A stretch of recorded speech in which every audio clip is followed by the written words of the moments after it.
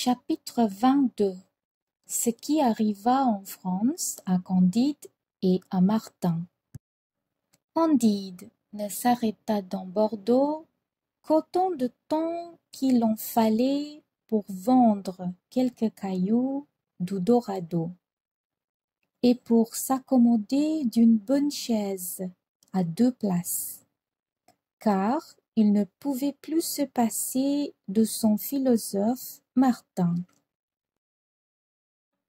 Il fut seulement très fâché de se séparer de son mouton, qu'il laissa à l'Académie des sciences de Bordeaux, laquelle proposa pour le sujet du prix de cette année de trouver pourquoi la laine de ce mouton était rouge.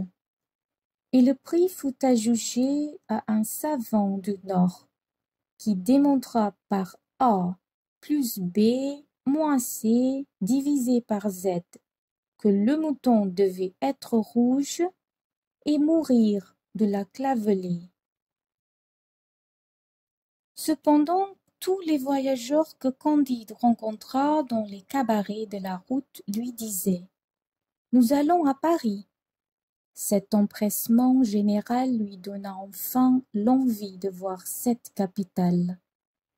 Ce n'était pas beaucoup se détourner du chemin de Venise. Il entra par le faubourg Saint-Marceau et crut être dans le plus vilain village de la Westphalie. À peine Candide fut-il dans son auberge qu'il fut attaqué d'une maladie légère causée par ses fatigues. Comme il avait au doigt un diamant énorme et qu'on avait aperçu dans son équipage une cassette prodigieusement pesante, il eut aussitôt auprès de lui 2 médecins qu'il n'avait pas mandés, quelques amis intimes qui ne le quittèrent pas, et 2 dévotes qui faisaient chauffer ses bouillons. Martin disait « Je me souviens d'avoir été malade aussi à Paris dans mon premier voyage. J'étais fort pauvre. Aussi n'eus-je ni amis, ni dévotes, ni médecins, et je guéris. Cependant, à force de médecine et de saigner, la maladie de Candide devint sérieuse. Un habitué du quartier vint avec douceur lui demander un billet payable au porteur pour l'autre monde. Candide n'en voulut rien faire. Les dévotes l'assurèrent que c'était une nouvelle mode. Candide répondit qu'il n'était point homme à la mode. Martin voulut jeter l'habitué par les fenêtres. Le clerc jura qu'on n'enterrerait point Candide. Martin jura qu'il enterrerait le clerc s'il continuait à les importuner. La querelle s'échauffa. Martin le prit par les épaules et le chassa rudement, ce qui causa un grand scandale dont on fit un procès-verbal. Candide guérit, et pendant sa convalescence il eut très bonne compagnie à souper chez lui. On jouait gros jeu. Candide était tout étonné que jamais les as ne lui vinssent, et Martin ne s'en étonnait pas. Parmi ceux qui lui faisaient les honneurs de la ville, il y avait un petit abbé Périgourdin, l'un de ces gens empressés, toujours alertes, toujours serviables, effrontés, caressants, accommodants, qui guettent les étrangers à leur passage, leur content l'histoire scandaleuse de la ville et leur offre des plaisirs à tout prix. Celui-ci mena d'abord Candide et Martin à la Comédie. On y jouait une tragédie nouvelle. Candide se trouva placé auprès de quelques beaux esprits. Cela ne l'empêcha pas de pleurer à des scènes jouées parfaitement. Un des raisonneurs qui était à ses côtés lui dit dans un entr'acte: Vous avez grand tort de pleurer. Cette actrice est fort mauvaise. L'acteur qui joue avec elle est plus mauvais acteur encore. La pièce est encore plus mauvaise que les acteurs. L'auteur ne sait pas un mot d'arabe et cependant la scène est en Arabie. Et de plus, c'est un homme qui ne croit pas aux idées innées. Je vous apporterai demain 20 brochures contre lui. Monsieur, combien avez-vous de pièces de théâtre en France? Dit Candide à l'abbé, lequel répondit 5 ou 6 000. C'est beaucoup, dit Candide. Combien y en a-t-il de bonnes? 15 ou 16, répliqua l'autre. C'est beaucoup, dit Martin.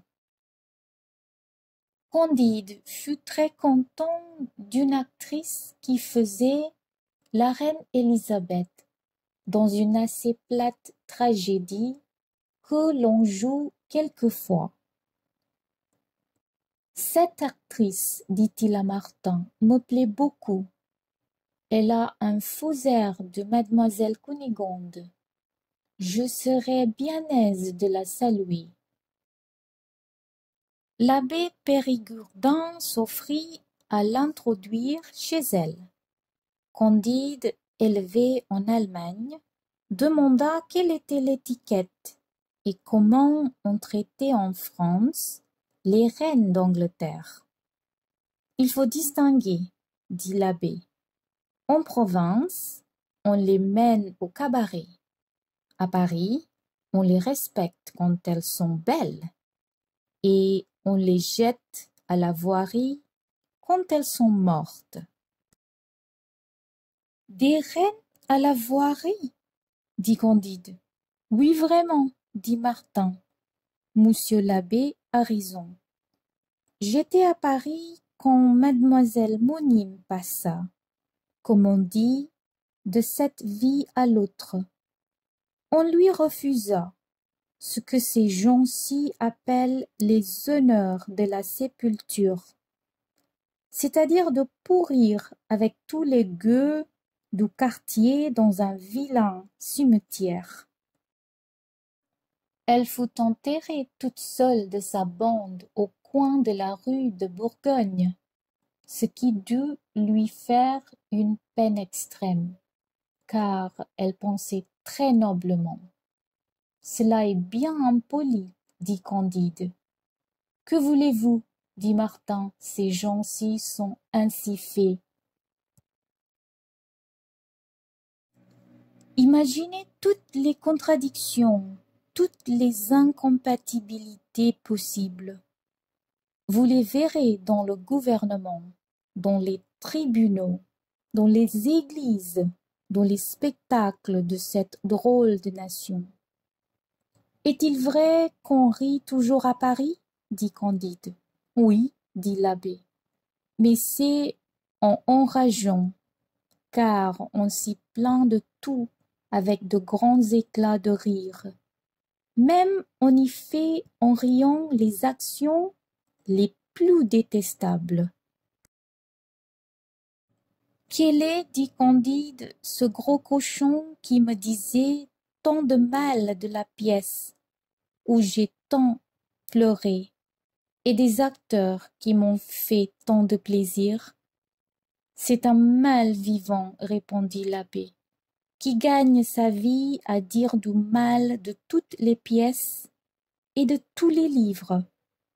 Il est quiconque réussit, comme les eunuques haïssent les jouissants.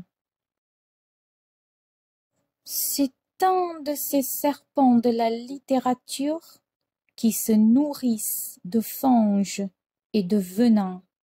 C'est un folliculaire. Qu'appelez-vous folliculaire? Dit Candide. C'est, dit l'abbé, un faiseur de feuilles, un fréron.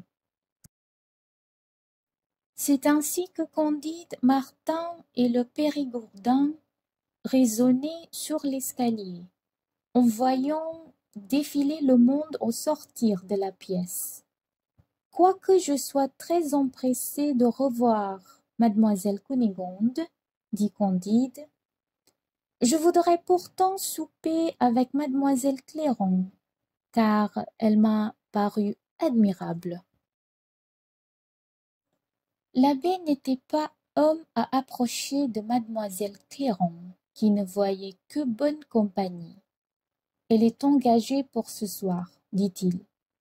Mais j'aurai l'honneur de vous mener chez une dame de qualité, et là, vous connaîtrez Paris comme si vous y aviez été 4 ans.